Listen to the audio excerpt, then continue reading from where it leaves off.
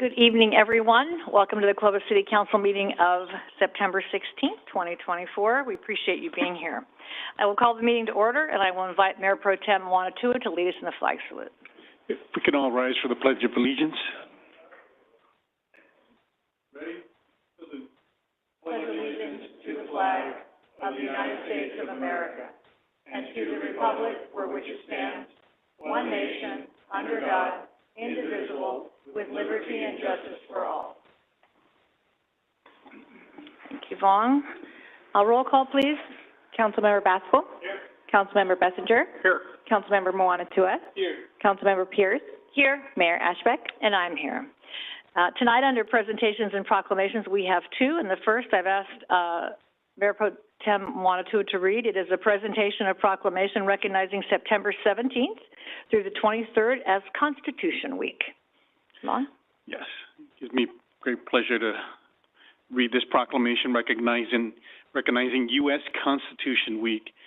Whereas September 17, 2024 marks the 237th anniversary of the drafting of the Constitution of the United States of America by the Constitutional Convention.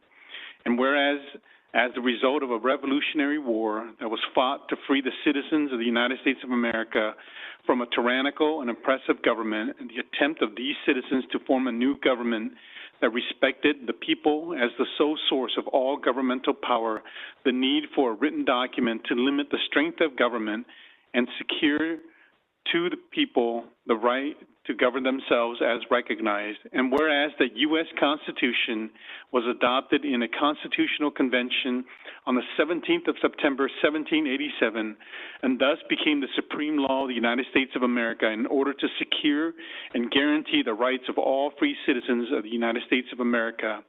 And whereas the U.S. Constitution stands today as the oldest written document of its kind in the history of all mankind as a result of the efforts of, and at great cost to, the patriots that founded our great nation, the United States of America. And whereas it is fitting and proper to accord official recognition to this magnificent document and its memorable anniversary, and to the patriotic celebrations which will commemorate the occasion.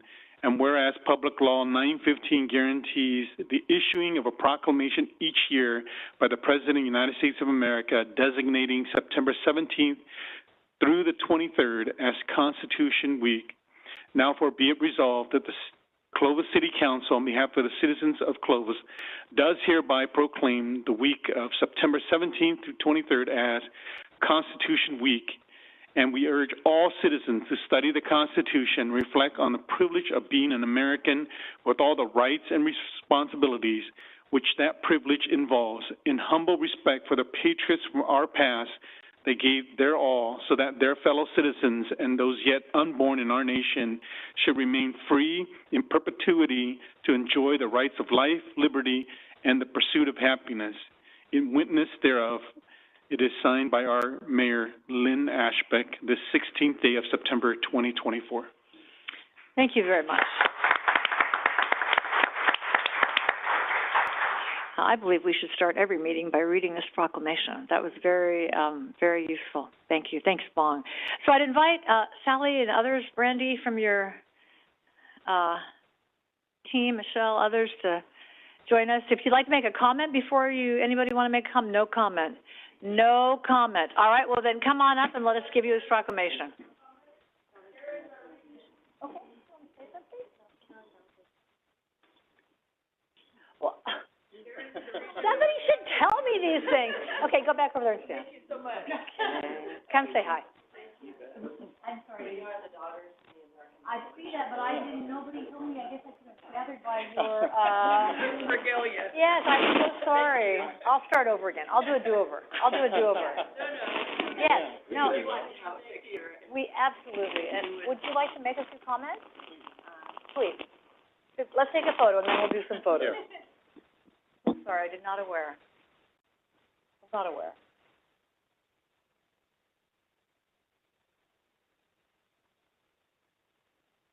Our paparazzi's here too. Okay.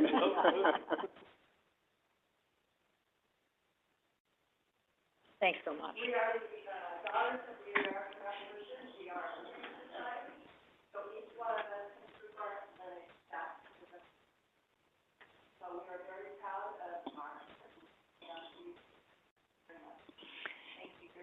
Karen, and thank you, and I apologize for, I did not know that you were here. So thank you for being here. Thank you for all of the work for, the DAR over the years, for, doing all the work that it involves to trace that back. So you want to share any, like, did you find anything cool in your, you have to go back to the microphone because everyone's going to want to hear this. But you want to tell us a story, or what have you learned? And this is our newest, DAR measure. Yes, Titus. my name is Sally Tripp, and one of my patriots, I have several. Yeah?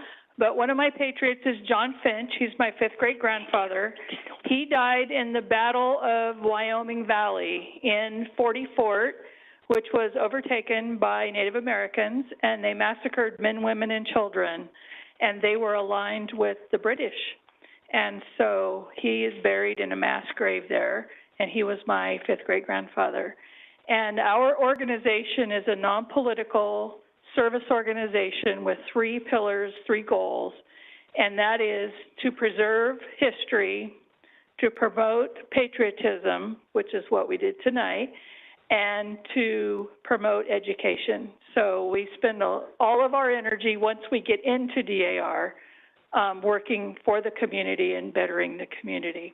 Our chapter is the largest one in California with over 250 members, and we're always looking for more members. And we have genealogists that will help you if you're interested. The men can join the Sons of the American Revolution. They've been here before, several years ago, and they are located here. Excuse me?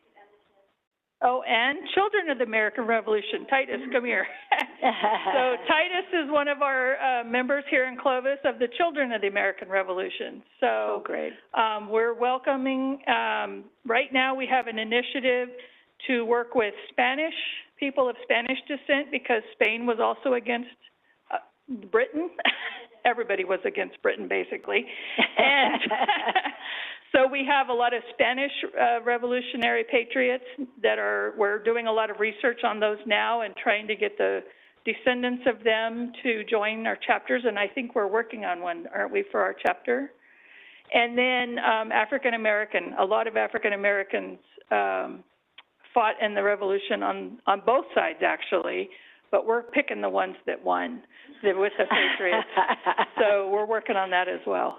Thank you for the proclamation. You bet. Thank you for being here. Karen, do you want to share, can you just tell us the story about all of those pins? They don't come easily, I'm quite confident. No, they don't. Exactly. So can you share a little bit about that? This is what we call our DAR history, or the roadmap of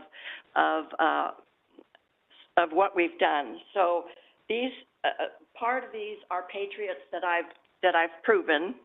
So every patriot that I've proven has a little bar here with the name on it. And you only need one patriot to get into DAR. Let me set that. Okay. And then the other things are either chapter achievements, classes that I've taken.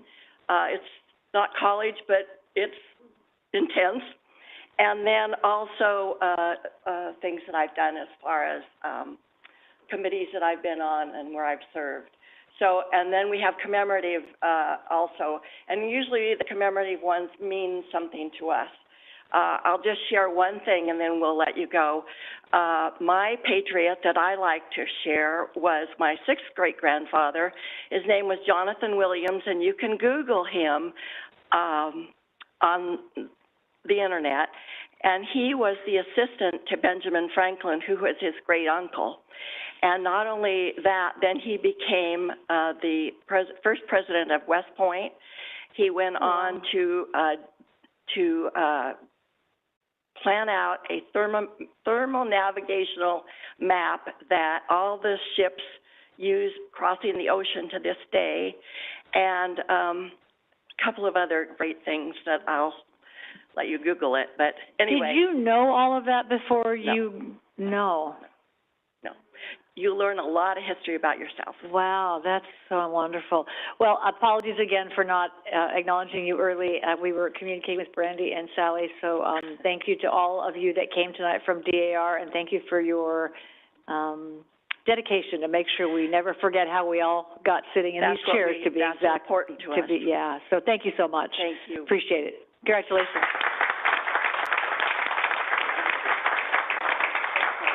Yeah, that was fun. All right. Our next proclamation, everyone here in the audience is 50 years old. I've already established that. Presenting a proclamation recognizing the 50th anniversary of the Clovis Kiwanis Club. And this is going to be read by Councilmember Basco. Okay. The City of Clovis proclamation recognizing the 50th anniversary of the Kiwanis Club of Clovis and proclaiming September 26, 2024 as Clovis Kiwanis Day. Whereas the Kiwanis Club of Clovis was founded in September 1974 and has dedicated the past 50 years to serving the Clovis community with a commitment to improving the lives of children and families. And whereas the Kiwanis Club of Clovis is part of a global organization of volunteers dedicated to changing the world, one child and one community at a time, through service projects, community partnerships, and charitable contributions. And whereas the Kiwanis Club of Clovis has been instrumental in initiating and supporting community programs, including youth mentorship, scholarships, service leadership programs, and charitable events, thereby enriching the lives of countless individuals in Clovis. And whereas the City of Clovis recognizes the invaluable efforts of the Kiwanis Club of Clovis in fostering community spirit, enhancing the quality of life for its residents, and providing opportunities for the next generation of leaders. And whereas on the occasion of its 50th anniversary, the City of Clovis wishes to honor and celebrate the Kiwanis Club of Clovis for its extraordinary service and commitment to the community. Now therefore be it resolved that the Clovis City Council, on behalf of the citizens of Clovis, does declare September 26, 2024 as Clovis Kiwanis Day, and encourage all residents of the City of Clovis to join in recognizing and celebrating the Kiwanis Club of Clovis for its 50 years of dedicated service. Signed by the Mayor, Lynn Ashbeck.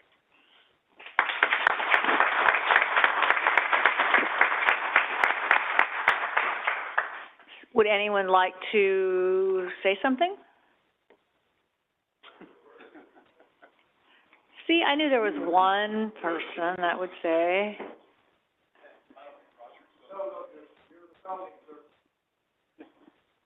You can all say something. Well, no, that's actually not true. I take that back. You started this, you will announce it. Good evening, I'm Don Savino.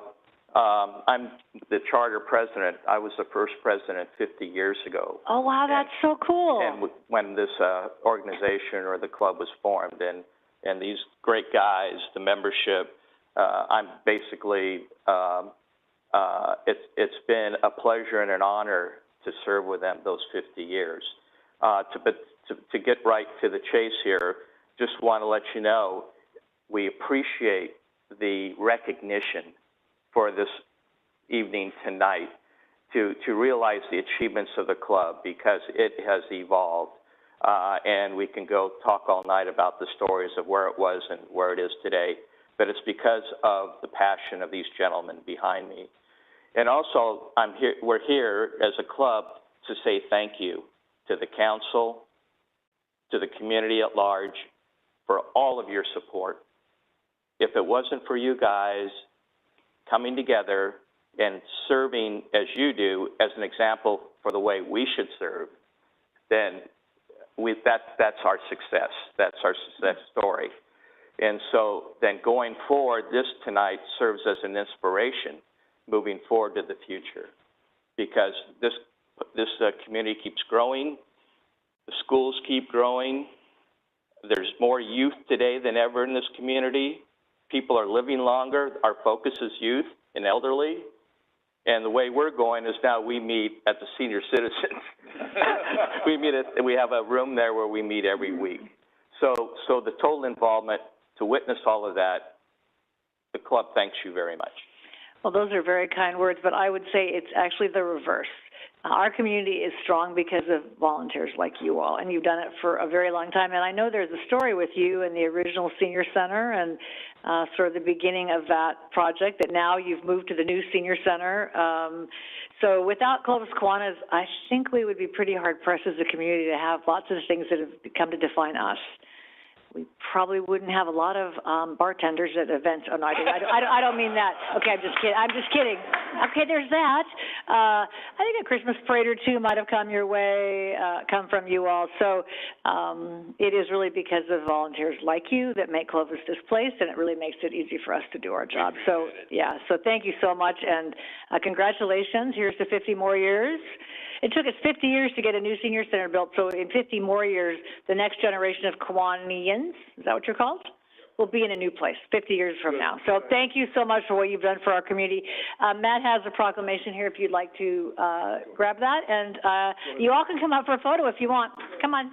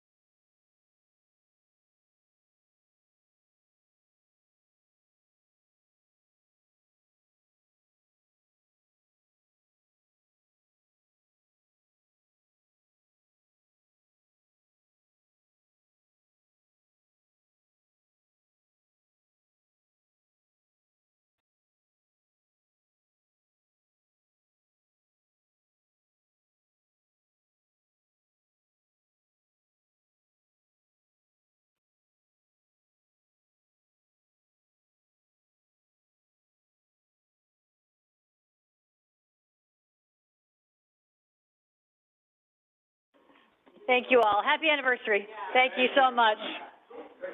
Yeah, you bet.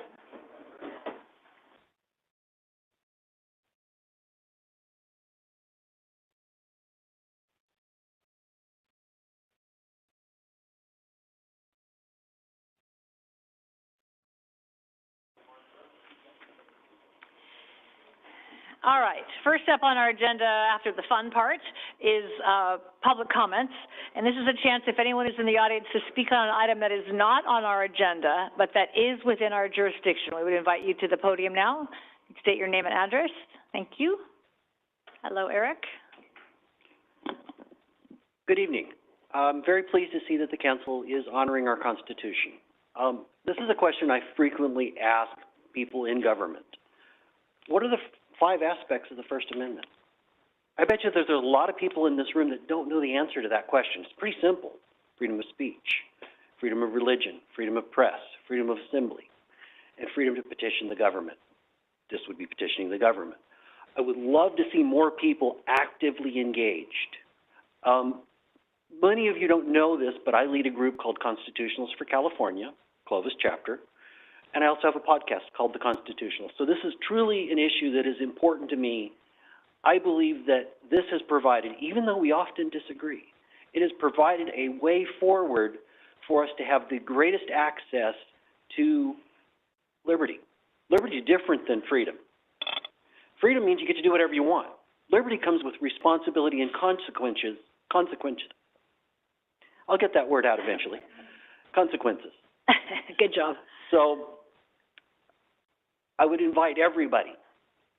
There are wonderful opportunities to learn about the Constitution online. There's classes. Whether you're very much on the right and you want to listen to the John Birch Society's version or you want to listen to something else, there are wonderful opportunities, and I think that by honoring this document, we can keep each other engaged. We can keep each other, well, it provides a system that is divided enough that we can all have a say, that we all have a place at the table. And before I keep rambling, I think I better stop. Thank you very much for this time. Those are important words. Thank you. Thank you for what you do to educate folks as well. Anyone else? Please, welcome. If you'd state your name and address for the record, please. Thank you. Good evening, Mayor, council members, ladies and gentlemen of the community. Aloha ahi ahi ka ko o joiri vehi lani Vicencio Padua ko uinua. Greetings of aloha to you all. My name is Joydy Vehilani Vicencio Padua, and I am a resident of Clovis. I've been here for just over 20 years. I am the director, the founder of Hula Ikala Hawaiian Cultural Foundation, a nonprofit organization, as well as the main instructor for Halau Hula Ikala, which is Hula School in the Sun, right here in Clovis. And I'm here this evening to invite you and the members of our community to our event that we're hosting on Saturday, October the 5th. This event we lovingly call Aloha in the Park. And it will be at Dry Creek Park, as I said, on Saturday, October the 5th, from about 10 a.m. to 5 p.m. And we're proud to host a number of small local businesses, as well as home-based artists, crafters, vendors.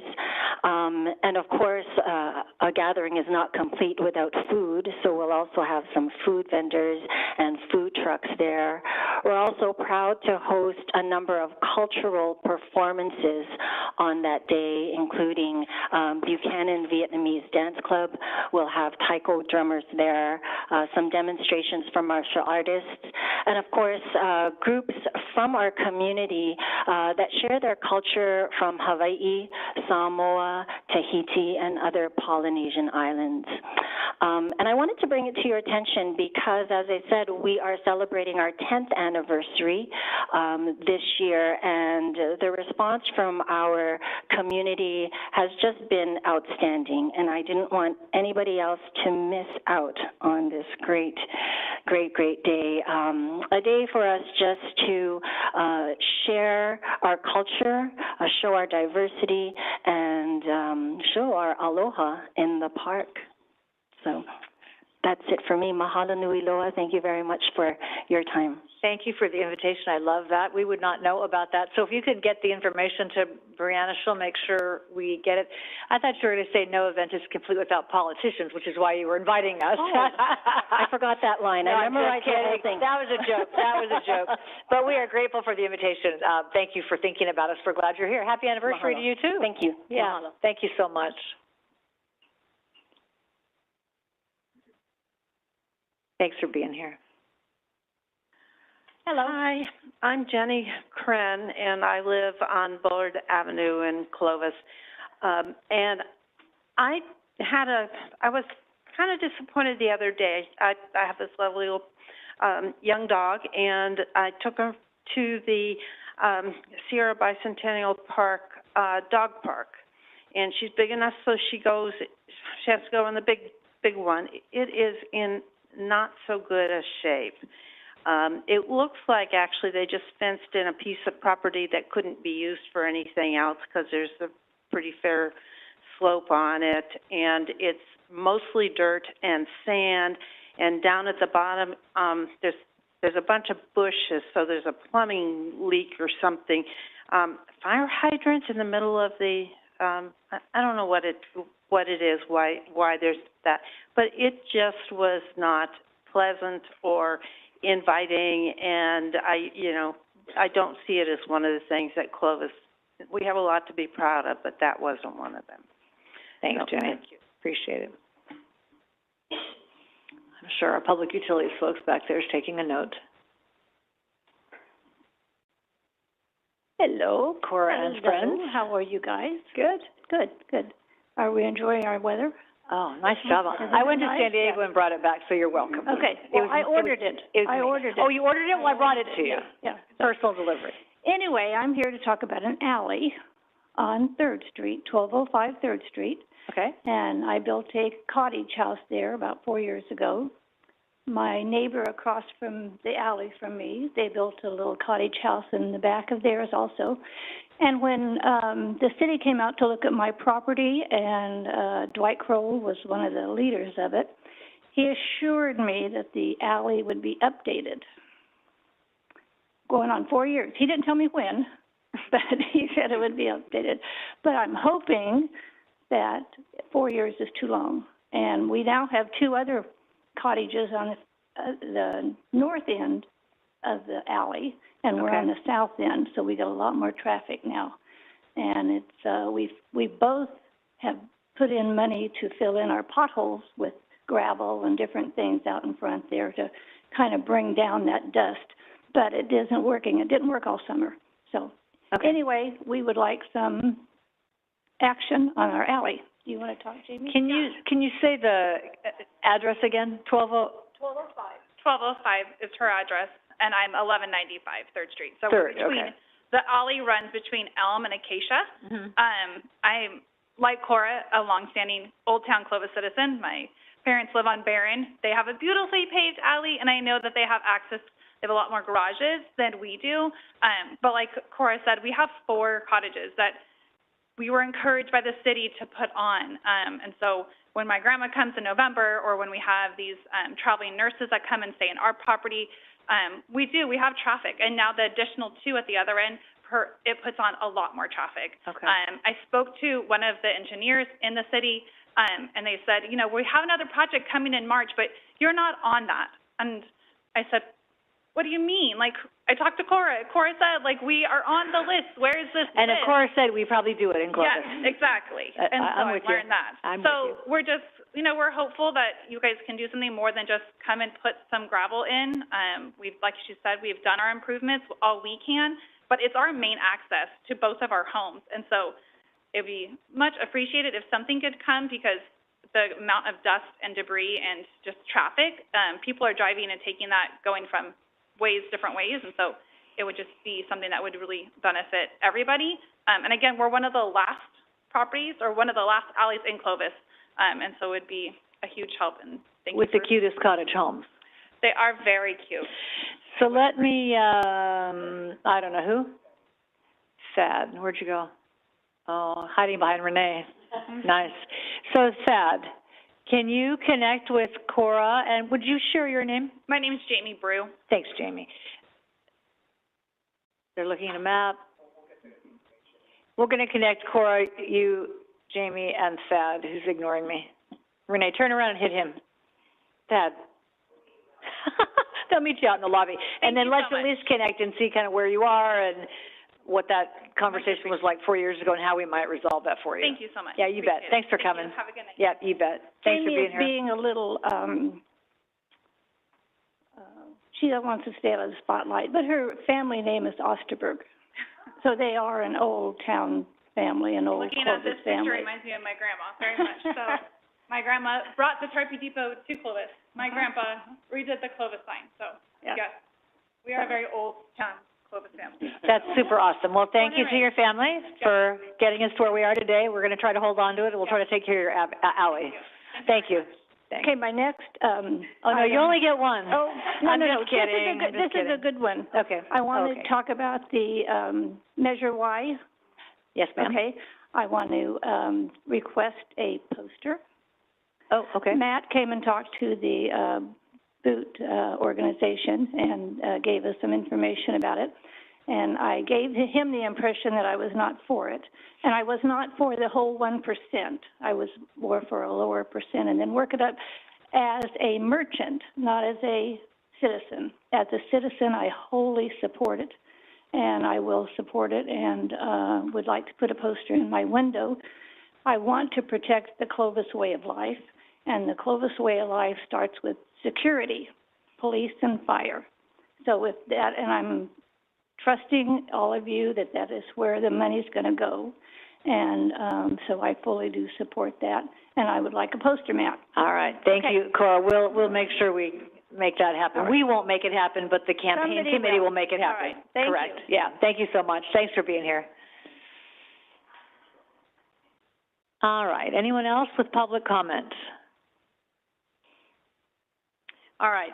Next up is the consent calendar. These items are routine in nature. They're acted on typically in one motion unless somebody from the council or the public wants to pull one of the items. I am going to recuse myself from item 17. I received a campaign contribution in excess of the $249 from the applicant on this item, so I'm going to recuse myself from item 17. Anyone else have any items to comment on before we move forward? Anyone from the public wanting to pull any of these items? So, let me bring it back to the council and entertain a motion to approve items, looks like 3 through 16 on the consent calendar. Is there a motion? Motion to approve items 3 through 16 on the consent calendar. Is there a second? Second. Motion to approve 3 through 16. All those in favor signify by saying aye. Aye. Opposed?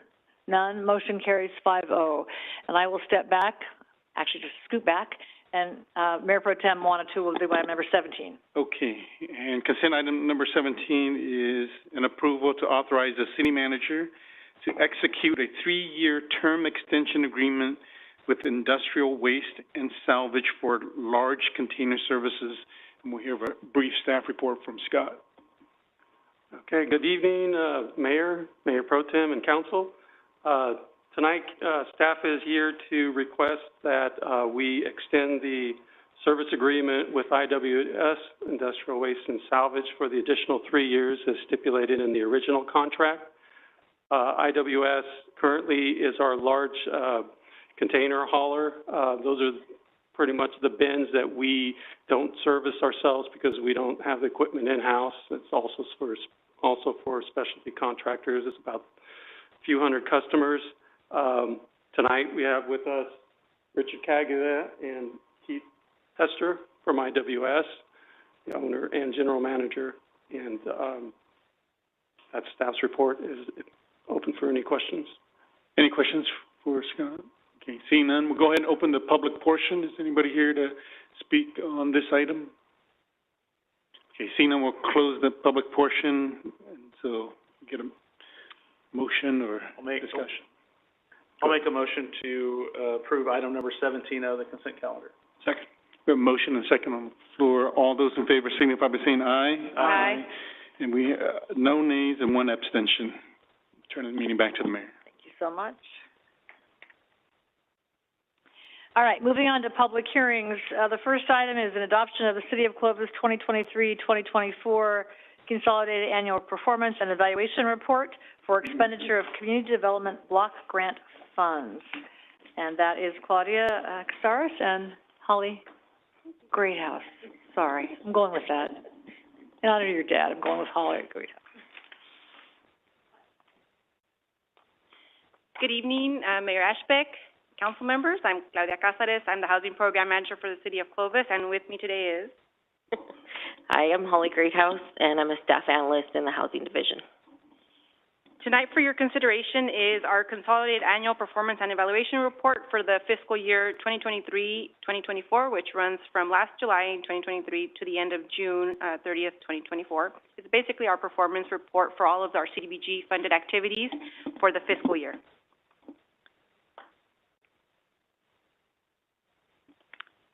Just a couple of procedural steps that need to be entered into record.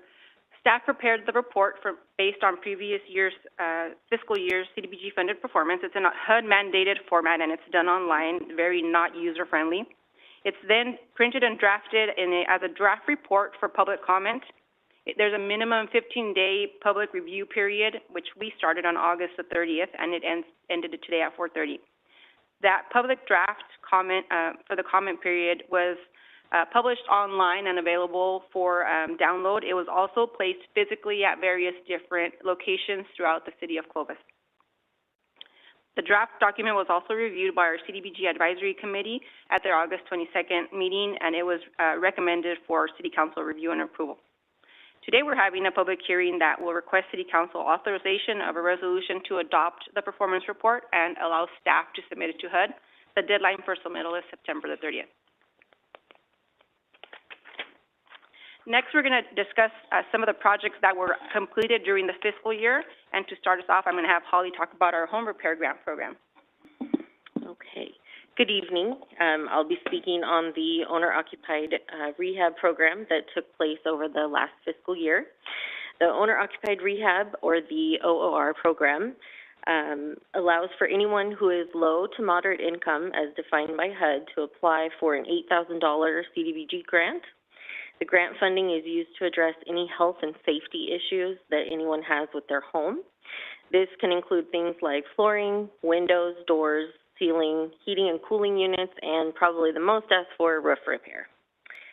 The city was able to complete 15 home repair projects this last year with a total of about $193,000 in expenditures, mostly for our seniors in our mobile home parks. We will showcase these later with some photographs. Of those 15 projects, 7 homeowners also received a Cal Home loan for their project, resulting in substantial repairs to their homes. In addition to the 15, city staff also completed 4 Cal Home loan-only projects this past year, and we do have 5 other projects that are currently underway and will be completed this fiscal year. And I will turn it back over to Claudia to speak on the remainder of our projects. City staff also completed what's referred to as the Dennis Beverly Mitchell Alley Reconstruction Project. It was a multi-year, multi-phase CDBG funded alley reconstruction project southwest of the Sierra Vista Elementary School, and we'll show some pictures on that as well. The expenditures for that were $720,000. The project was undertaken by our CIP division in our Planning and Development Services Department. A total of 6 alleys were reconstructed and paved over so that it could be used by both of our pedestrians and our children that are traveling to school. We also, of course, funded the Clovis Culinary Center. They expended $49,955 and 8 entrepreneurs were assisted. We also continued the provision of the Utility Assistance Program, which is funded through coronavirus funding from CDBG. As of the end of the fiscal year, we assisted 8 households with expenditures of about $9,000. To note, within the last 6 months, we only assisted 1 of those 8 households, so the demand for the program is very low. And in the near future, Holly and I will return to council for alternative use of that utilities assistance so that we don't have to send the money back to HUD. Claudia, can you just regarding the utility bills, it seems like this year I've been hearing a lot of complaints about bills being higher than just last year. Are we just not letting people know? Because I would assume those in those census tracts. They're definitely letting them know. The issue with this source of funding is that the family needed to be behind on their bills due to coronavirus. And that's the difference. Linked. Yes. Okay. Directly linked to an issue with coronavirus, and that's the hard part. Otherwise, we would use it right away. Yeah. Are there, in the CDBG, then we don't have anything to help with utilities in general? Not in the current program year, no. Okay, so they would have to go to LIHEAP or something with the President of the EOC instead? That's correct. Okay. And they do get routed there. Yeah. Claudia, is it COVID is back, so could I be affected today with COVID and qualify for these funds, or is it sort of the original pandemic? No, they could be affected with COVID today. Today, so it has to be affected by COVID and get behind. Matter of fact, my family had COVID last week, so yes. Yes, it is a thing. It is back again. Maybe it never left, but yes, I totally hear that. Okay, thanks. I also want to just touch briefly on the projects that are underway, apart from the projects Holly mentioned that we're working on our housing rehab program. The CIP staff in the Planning and Development Services, engineering staff in Public Utilities Department has undertaken the Gold Canal improvements. It's right in front of the old Costco on Ashland near Peach. They received an allocation of about $134,000. It is actually complete. It just wasn't complete in time to report as part of this performance period, so we'll report on it next year.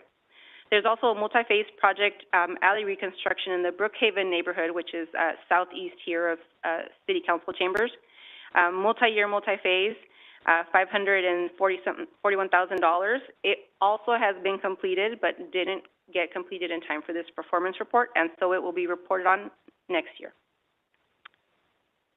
We also like to always talk about our 5-year goals. The CDBG project operates under a 5-year consolidated plan. We're in the 3rd year of that consolidated plan. And in regards to our housing rehabilitation goals, we had set a goal for ourselves of helping 125 households, which would have been 25 per year. To date, we've assisted 38 households, which is 30% of our goal. Our funding goal was to spend $683,000, and we've spent $390,000, which is 57% of our goal. And so, just as an explanation, really no good excuse, but we were a little bit understaffed a couple of years ago. We have picked up momentum with both Holly and I in the office now, exponentially. And although the households that we serve will probably be below our goal, we may actually reach the expenditure level because we increase the dollar amount of the grant provided to each family that seeks assistance. And because construction costs went up. So we may get closer to the funding percentage, but not as close to the accomplishments of households. Next, we set a goal for ourselves of helping 5,300 persons through our public facilities and infrastructure, or our CIP projects. And that's counted by persons in our low and moderate income census tracts. We've assisted to date 2,535 persons, which is 47% of the goal. We have a 5-year goal of providing $1.5 million for that expenditure, and we've spent $879,000, which is about close to 60% of the funding goals spent to date. And in my opinion, we're getting close to spending and meeting the goals of both the accomplishments and the funding goals. And then with our business incubator program, which is our Clovis Culinary Kitchen, we made a goal of assisting 50 businesses. We've assisted 32 so far, which is 64% of the goal met. We proposed to fund it at $250,000 over the 5-year period, and we've spent $136,000, which is 54.5% of the goal. And again, just with the addition of Holly and assisting with some of the administration of that, and hand in hand with our culinary kitchen staff and Sean Miller, I believe we will get to the accomplishments and funding goal within the rest of the 5 years. And just to provide some background information, in the past, our CDBG funding has gone relatively down over the years. The year that we're reporting is 23-24. We received $652,000, which was significantly less than the previous years. In the current year that we'll be reporting on next year, we actually received about $30,000 more than we had expected. And so this current year, we have $680,000 in CDBG funds to expend. Next, we're going to get to the fun part, and I'll let Holly take over.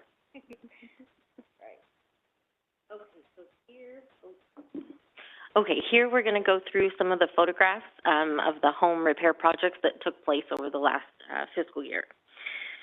So this one here, first you can see there's an entryway landing with dangerous broken steps and torn carpeting, creating trip hazards for this homeowner. This is something we see very often with our projects. Looking at the after photo, you can see the homeowners now have a beautiful entry into their home, as well as steps that were restored and made ADA compliant by adding an additional step up to the landing. The carpeting on the landing was also replaced to mitigate any tripping hazards. Next, you'll see some window replacements that were done. The before pictures obviously show dilapidated, non-energy efficient windows that were not functional and let moisture in, allowing mold to grow and other damage to the home. The new windows are energy efficient and fully functional, which is very important, especially in the case of an emergency where this could provide someone with another exit from their house.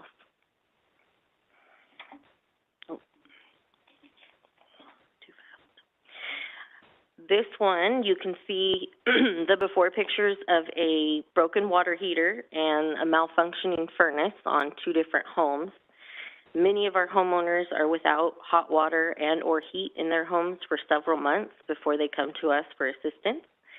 So it's always nice when we can help them get hot water and heat back in their home, which is what happened here. So both homeowners were very excited to get those back to their house.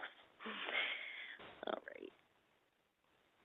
This one, you can see some flooring that was installed because in the before picture, you'll see the carpet was lifting and the owner was trying to secure it with duct tape in an effort not to trip. So the tripping hazards for our seniors can be severe, so we try to target flooring repair as much as possible with our projects. Now she has that beautiful new floor that's smooth and trip-free. And this was also one of our projects that was assisted with a Cal Home loan in addition to the CDBG grant.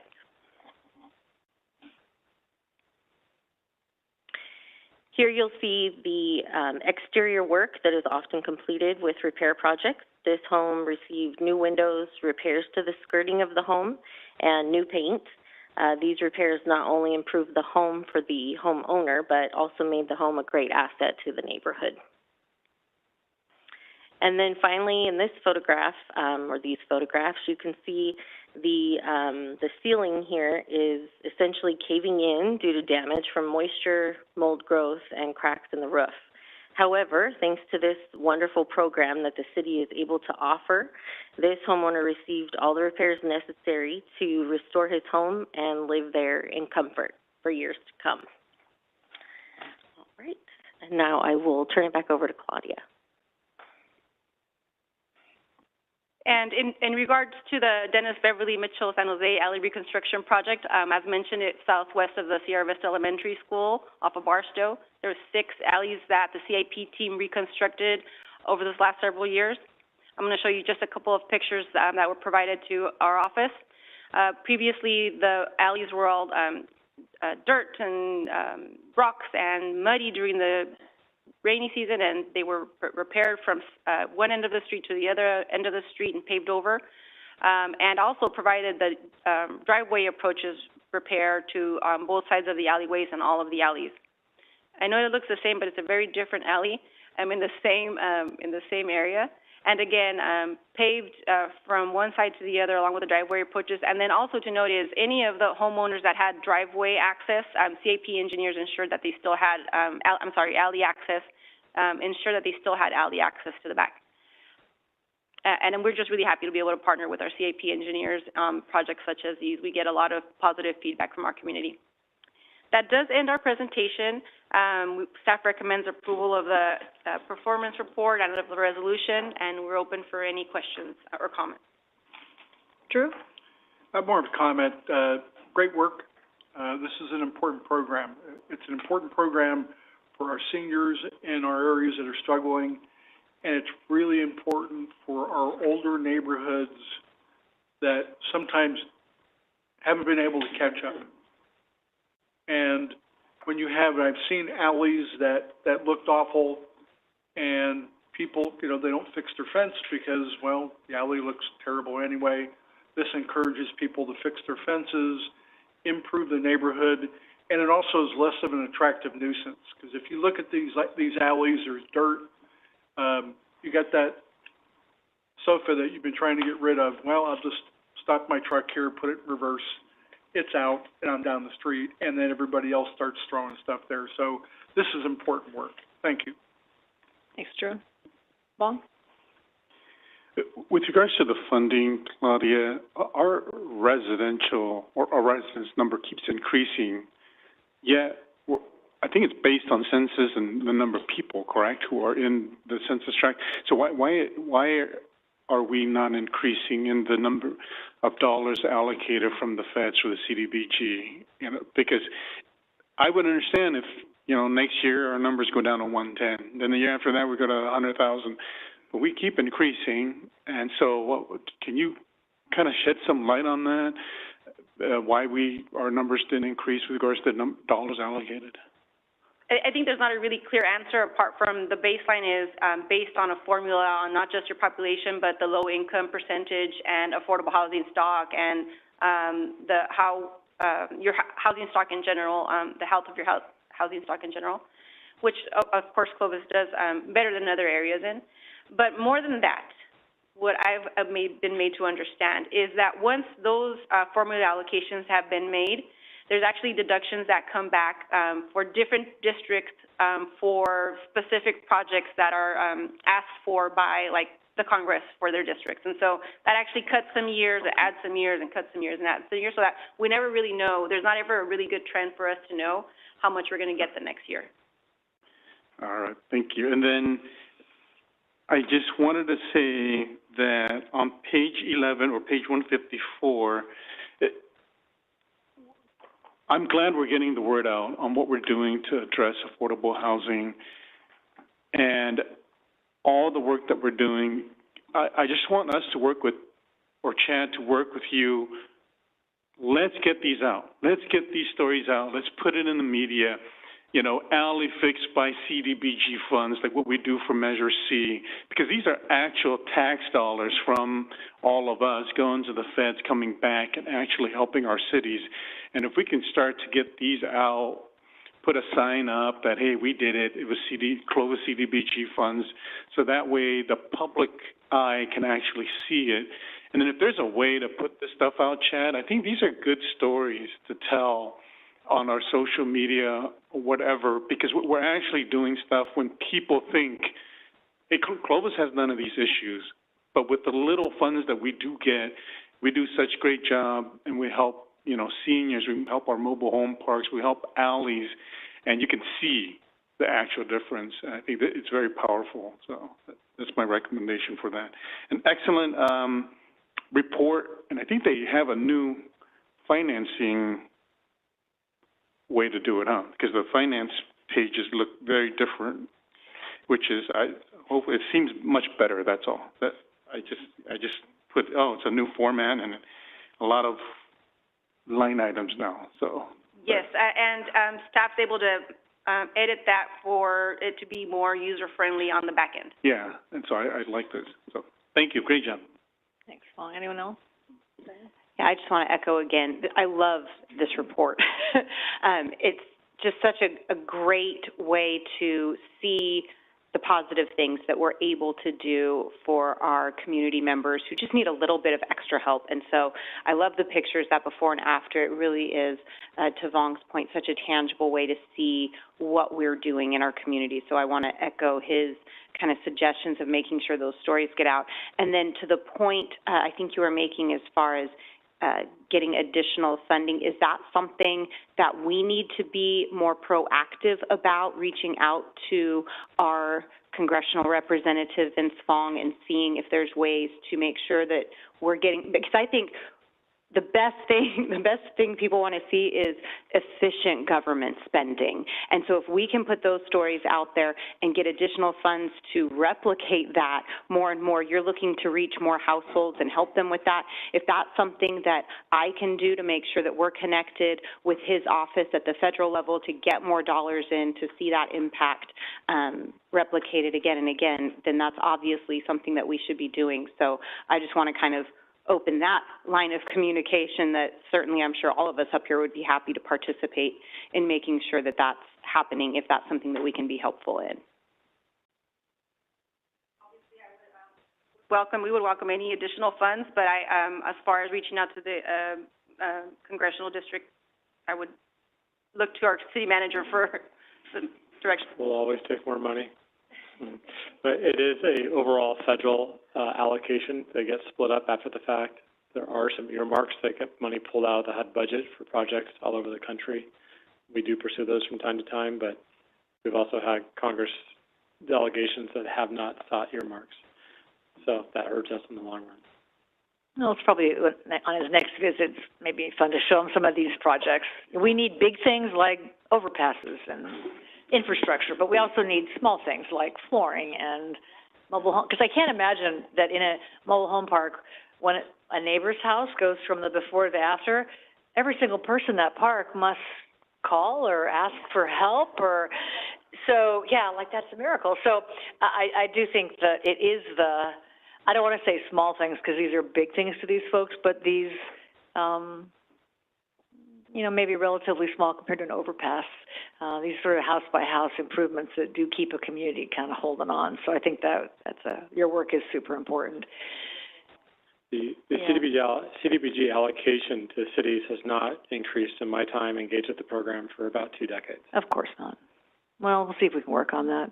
Congressman Fong seems quite interested in helping us, and I think this is the practical aspect of local government. I think the question I was thinking about, and maybe this is a future workshop discussion, but I've really never thought much about our alleys. I mean, I think about them, but I don't think about them as often as I've thought about them tonight. So I wonder, you have some census tracts that are covered by I've given up on those acronyms, those letters, but it makes me wonder, what is sort of the status of our alleys across the city? Because they are not, if you don't live in those neighborhoods or travel on them, they're not probably top of mind. So it might be interesting at some point If we're making promises to people that, oh, it'll just be a few years and now it's year 4 or 5, how does that work?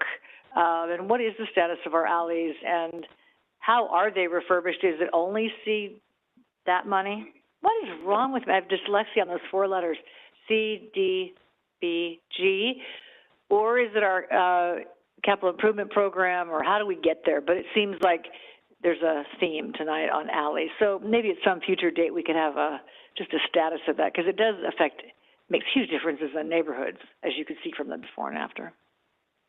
Okay, I'm going to practice saying C, D, B, G. Thank you for your great report and your great work. And you have a really cool job that you get to see the people's faces when you go from like this to that. So super cool. Good job. Good job. All right, anybody in the public wishing to comment on these projects? Or this report, I should say. All right, let me bring it back to the council for a motion, if that's the pleasure. Motion to adopt the City of Clovis 23-24 capital for expenditure of CDBG grant fund. Show off. I'll second it. Is there any other discussion on the motion with those 4 letters in it? All right, all those in favor signify by saying aye. Aye. Opposed? Motion carries 5-0. Excellent work. Great. Thanks to you both for what you do. Next up on our agenda tonight is one administrative item.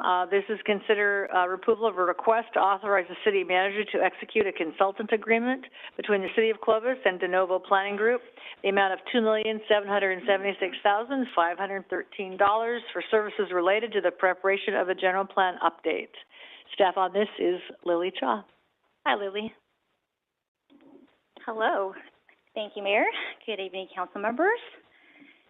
So we are excited to be here before you to request your approval for a contract execution between the city and De Novo Planning Group for the general plan update.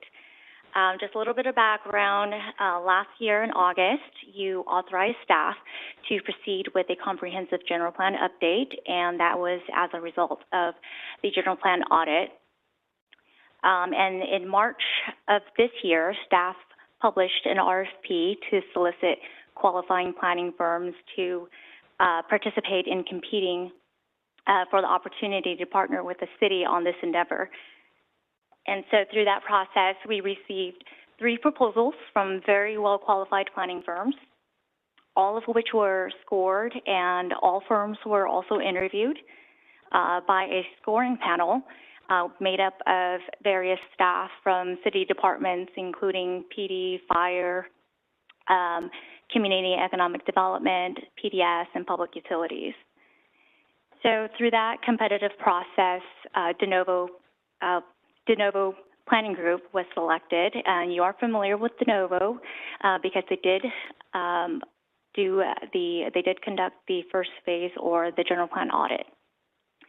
So De Novo really stood out because of really their understanding of the city's goals and objectives for this endeavor.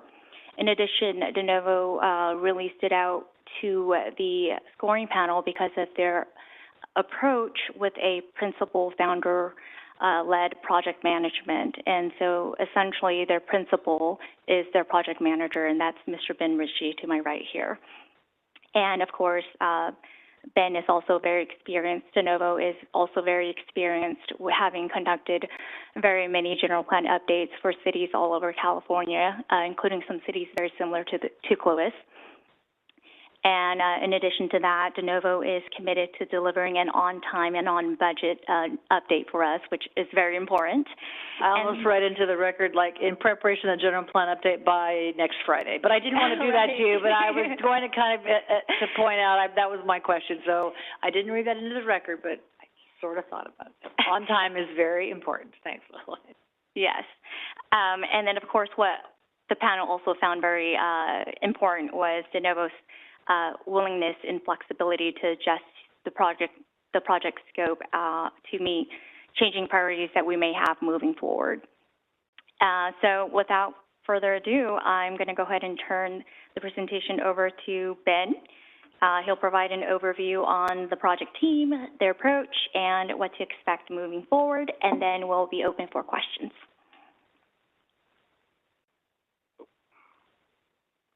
I hit the wrong button.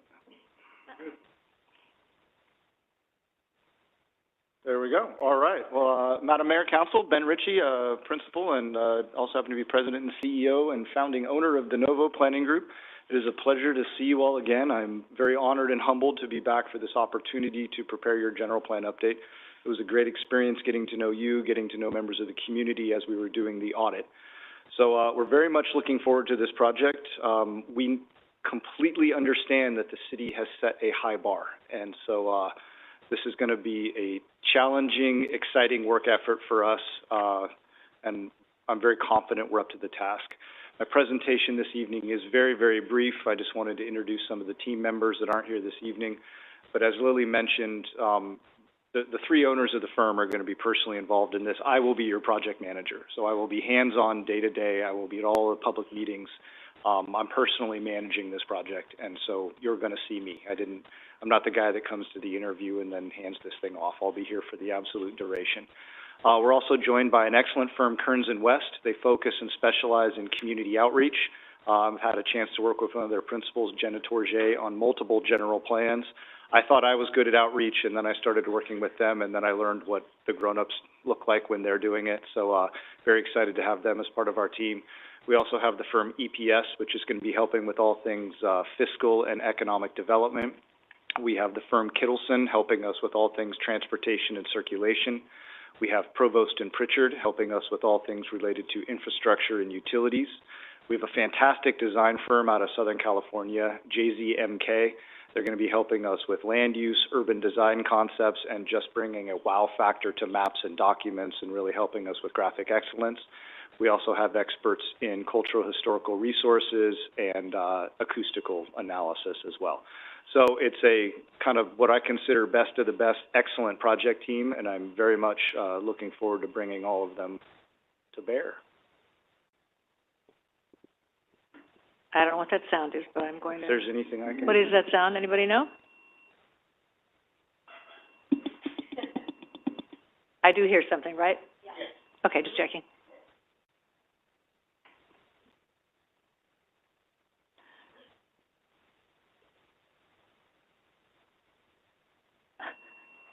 Hold on, Ben, just one second. Hold that thought.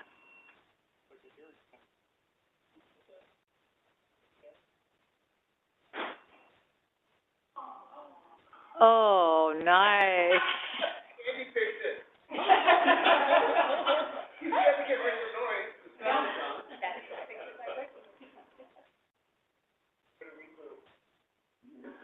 How do you feel about taking notes out of the pad of paper, Brianna? Welcome back to the days of paper. My personal favorite, but, okay, well, there went that. Are we, though? My mother would say, this is why we can't have nice things.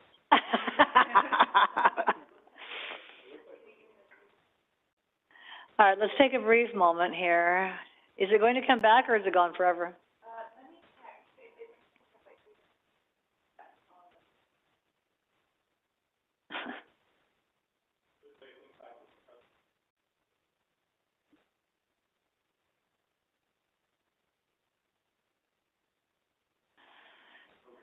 Hold that thought. Can you put this in your general plan? Can you, help us with this, too, so this doesn't happen in the middle of your presentation? I'll write that in on page 1. Yeah, there you go, on paper, with a pen, the old-fashioned way. And for what it's worth, I'm, of course, happy to wait. There were 3 or 4 slides left, and I'd be happy to freestyle them if you would like me to continue, or, at the mayor's pleasure, we can obviously wait.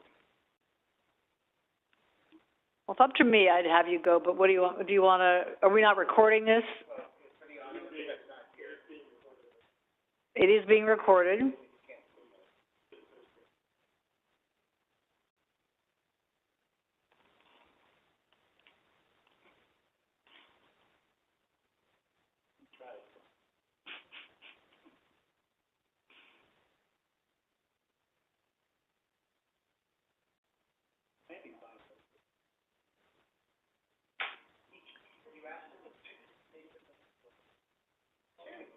Okay, we have to be more specific. Make the noise go away, but try not to, did you guys, you lost all your things too, huh? Another reason I use paper.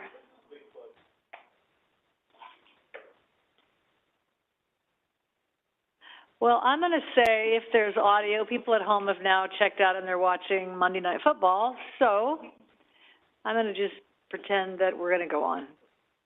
If you just can go on and make up your last three slides. I will make it up as I go. Hope they were great. They were fantastic. I'm sure they were. I'm sorry we won't share them. I'll share them with you some other time. Essentially, what you should expect is a 3-year process. So we are committed, start to finish, to doing this within 3 years. And essentially, there will be 3 distinct phases, each lasting approximately 1 year. Phase 1, year 1, is going to be documentation of existing conditions and the most robust and focused aspect of our public outreach. I call it the visioning process. We will be checking in and doing outreach activities through all phases of the project, but the most focused is going to be during year 1. Year 2 is going to be primarily focused on identifying a range of land use alternatives, providing substantial supporting analysis to help the council and the community understand the implications and ramifications of land use changes, and then honing in, hopefully, on what I call the preferred land use alternative by the end of year 2, which we then build the entire general plan around. So year 3 is going to be the required EIR for CEQA and rounding out the rest of the general plan in support of the land use map and what we've heard from the community and the community's priorities.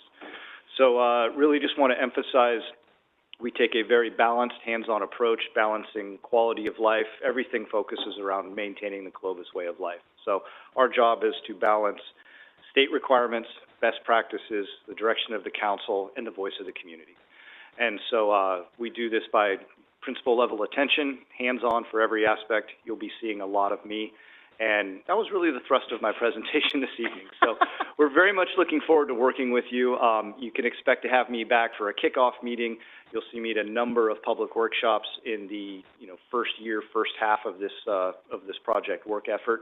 And if you have any questions about our scope of work or what to expect, I'd be happy to answer any of those now. Thank you very much, Ben. Are there questions for Ben? Not on his presentation, but generally. I just had a quick question. Having not gone through this process before, what is when you get into public outreach versus state law, how's the balancing act of that occur? I mean, I know that's a vague question, but... Yeah, that's the art of good general plan management and writing. State law does a good enough job providing still a tremendous amount of discretion and leeway. You guys are coming out of the tail end trauma of the housing element update. That's the big stick from the state. The rest of the general plan feels a whole lot more local than what a housing element does. A housing element feels like it's been imposed upon you.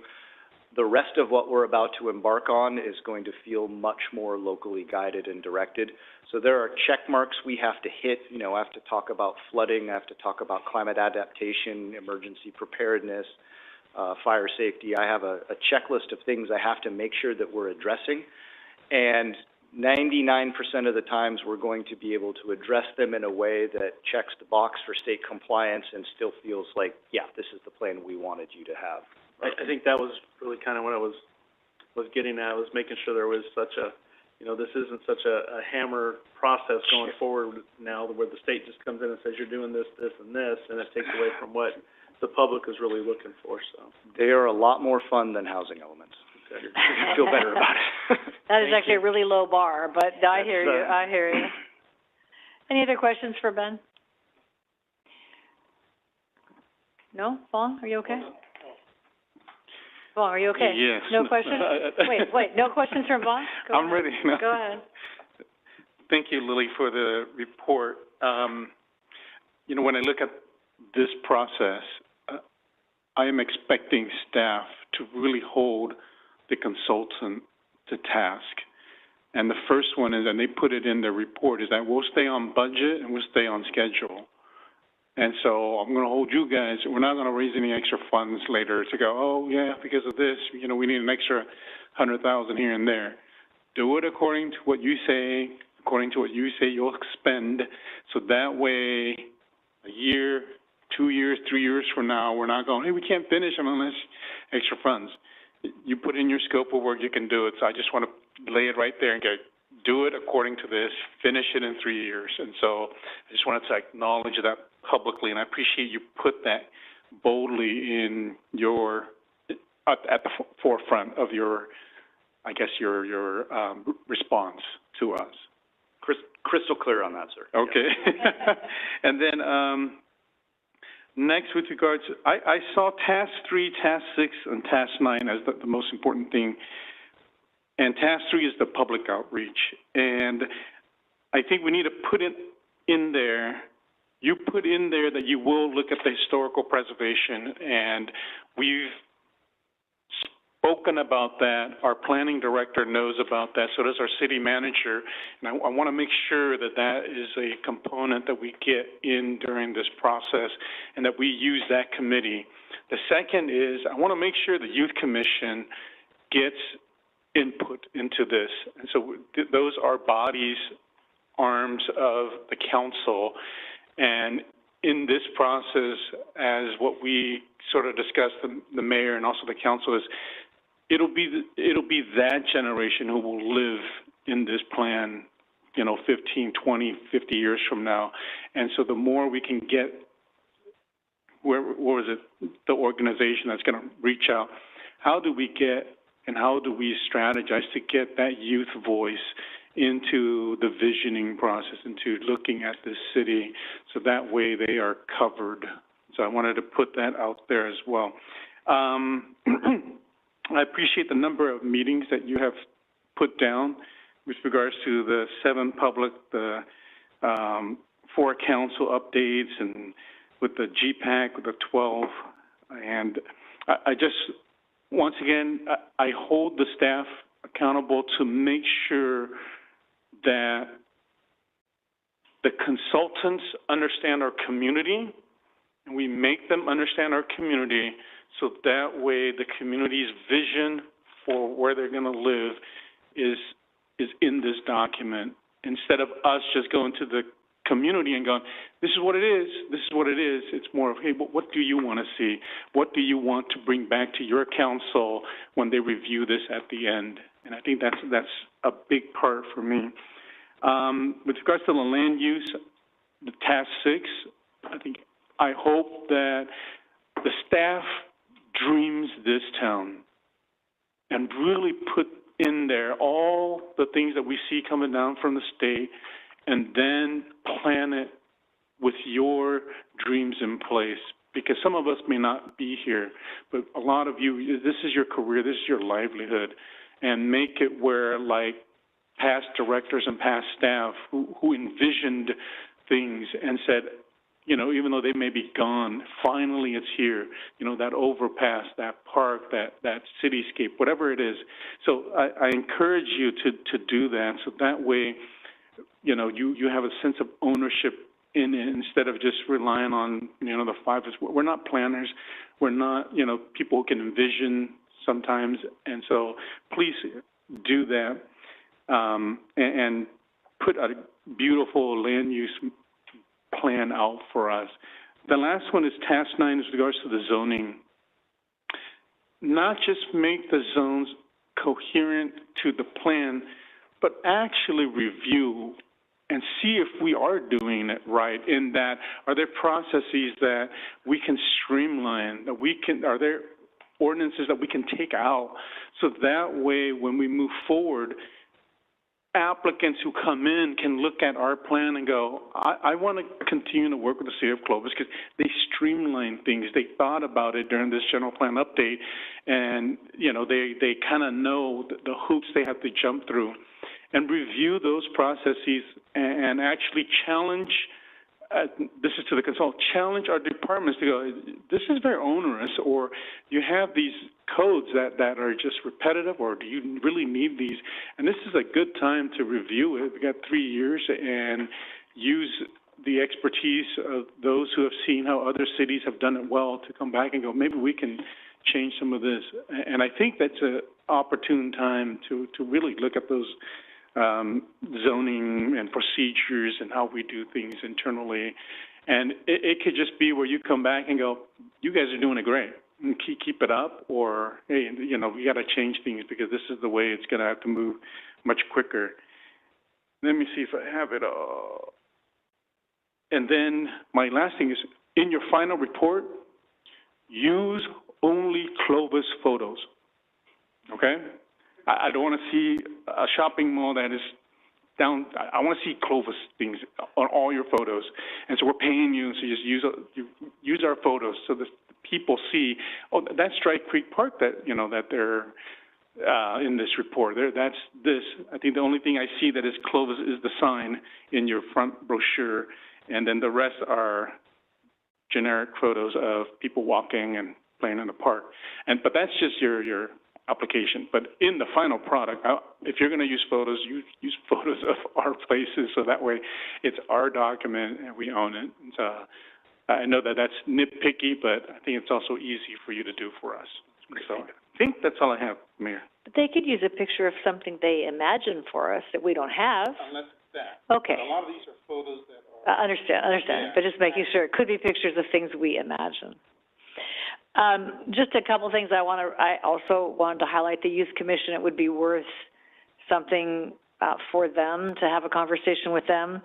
I think, potentially the biggest champion up here of our new 10-year goals, but I would look at those because there was a lot of discussion about our community leaders around making this, our kind of quality of life investments, and so much of that comes from land use. So is it more trails or neighborhoods where people can drive golf carts, or generational living, or I say pickleball, I don't really, that's not the point, but things that bring people here or stay a day longer. So I would encourage you to look at that document as well. And then I just two more comments. One is safety, or I think you have safety and health and environmental justice and community health as issues and opportunities. I would really advocate for integrating those, because people, when you look at ICMA and why people, where they want to live, they want to live someplace where they can live healthy lives. So I don't want it to be an afterthought, like, oh yeah, by the way, this will be good for you if you live close to a trail. So I would just encourage the integration of a healthy place to live and thrive no matter how old you are in the life cycle. So I just wanted to highlight that. And this is a very unusual thing that I'm about to say, so don't worry, I say that often.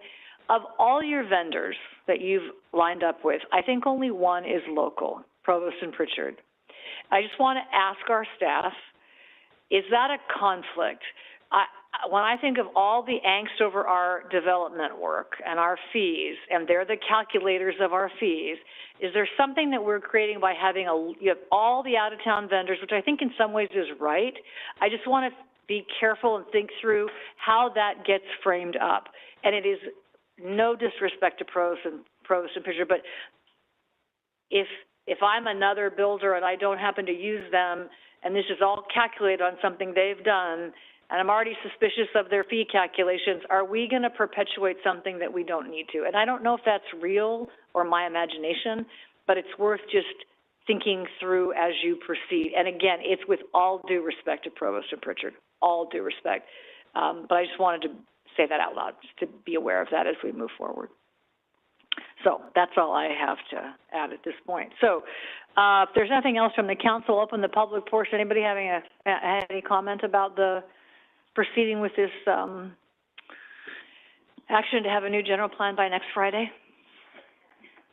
Okay, 2 Fridays from now. All right, bring it back to the council and entertain a motion. I'll make motion to authorize the city manager to execute a consultant agreement between City of Clovis and Devono Planning Group for the general plan update. Second. There's a motion and a second. Is there any other discussion? All those in favor signify by saying aye. Aye. Opposed? Motion carries 5-0. Thank you for agreeing to do the work, and we look forward to seeing you over the next 3 years. Likewise. Thank you very much. Yeah, I you appreciate bet. the opportunity. Yeah, you bet. Thank you so much. City manager comments. I have none. Council comments. I'm gonna make a comment during council comments that you might want to hear, so just sit tight if you don't mind for 5 more minutes. Council comments. Matt. Nothing. Diane. Nothing. Drew. Nothing. Fong. It was a good 9/11 ceremony, and I appreciate our public safety being there. I think citizen participation this year was less than, but there were so many little celebrations that we saw at the elementary schools to the parks, and so there were many groups doing it. But at the same time, our law enforcement and fire had heavy participation, and so that was great. The other one was the CHSU. I think Mayor spoke at the event, but the accreditation for the medical school, I think, is huge, not just for the medical school, but for the entire region here locally, for that. And I think that's all I have, so. Thank you. Yeah, I'm sorry, I was out of town on 9/11, so thank to those of you that attended. So I have a couple things. One is I'm looking for council agreement on consensus.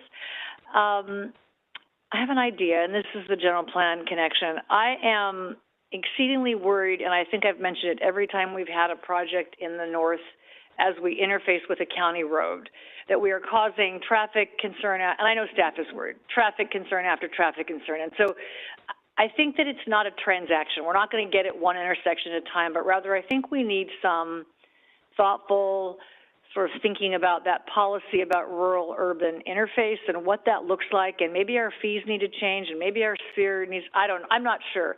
But to that end, what I'd like to suggest is that we ask John to work with the county and to schedule a workshop with our two county supervisors and our council to talk about what that, and our staffs, what that looks like as an interface from a policy perspective going forward. It's not going to bring back people that have passed away, and none of the tragedy will go away, but I think if we're not careful, we're just going to keep pushing that problem north and north and north and east and west, and we're not going to solve the underlying policy problem. So I would like to, my first thought is to ask for your agreement to have John work on that and get a workshop scheduled here with our two supervisors and staff to talk about what that is, what's the parameters, what's possible, et cetera. Is there any thoughts or questions on that? I agree. I think it's inevitably we're going to have to do it. We might as well get out ahead of the curve and hopefully address things more quickly than later. Yeah. So, John, if you don't mind doing that, I did send a link, I think, to someone. The city of Carlsbad has done something similar, and they've, got a whole countywide, I'll get this wrong, education, enforcement, and engineering initiative around safety around their roads. So there might be other things in other cities that we could adopt, but it starts with a policy and imagining 4, 5, 10 years from now so that we don't continue to have, the traffic accidents. And they're not all engineering problems. Some people, if you're going 95 miles an hour, we can't engineer out of that, but I think it's really important, so thank you for that. And then another thought I had, I've been driving a lot lately, so I think about random clarity, things. Mayor? Yeah.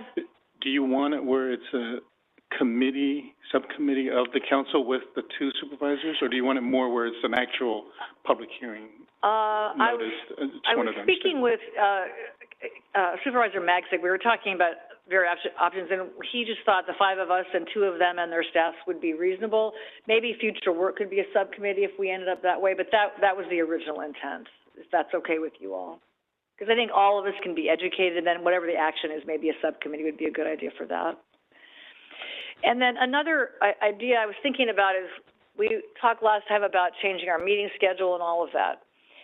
And it seems like in recent months, again, this one-offness of local government is we get a call because this didn't work or a question about that. And what I wondered, John, is maybe on days where we cancel meetings, we could have a workshop on policy issues. Not always, once a quarter.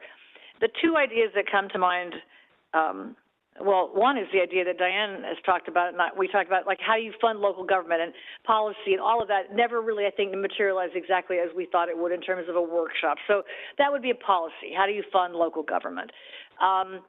More recently, it was, what's the definition of how do you prepay on a map? Because we get calls from constituents, and then we all come back and go, we think it's that. So I think there's an opportunity around that as another opportunity.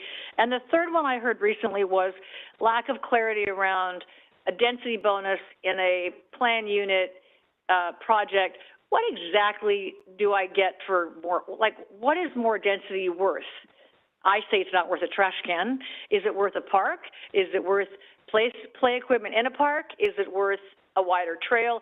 So just some understanding of our policy around density bonuses and what that algorithm is to give more clarity. And I think maybe the industry's changing and maybe the staff is kind of helping us see it differently, but I feel like there's some policy opportunities that a workshop would be more constructive than us going, well, I don't think it's that, and then you talking and I talk, and it doesn't seem particularly clear. So those are just a couple of ideas I thought, but if the council's open as we move forward, we'll have a new mayor and other staff over time, but it might be worth, because we give away a lot of Monday nights where we could be doing a little more thinking than just acting, and so there, even if it's an hour, it might be worth thinking about that. But those two particular issues are problems for us right now, and we're going to keep bugging you, and we're going to keep circling around about how do you resolve it so you spend less time resolving it builder by builder, in this case, in these two examples.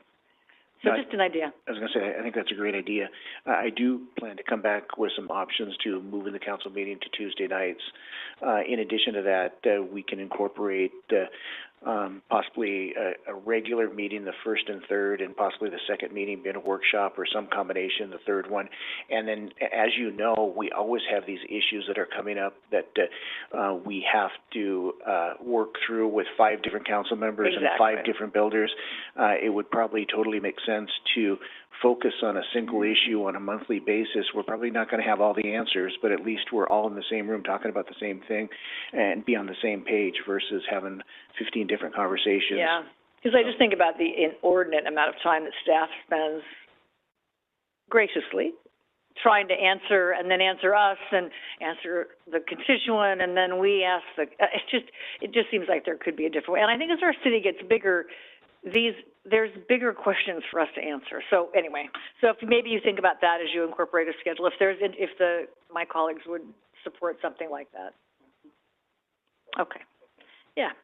I'll stop driving now. That's all I got. All right. So that concludes our council comments. So we will now move into closed session. It's printed on the agenda. The item is anticipated litigation. And Scott, will we be reporting out? We are not seeking action tonight, so we're not anticipating a report. Okay. Thanks, everybody, for coming. Appreciate it.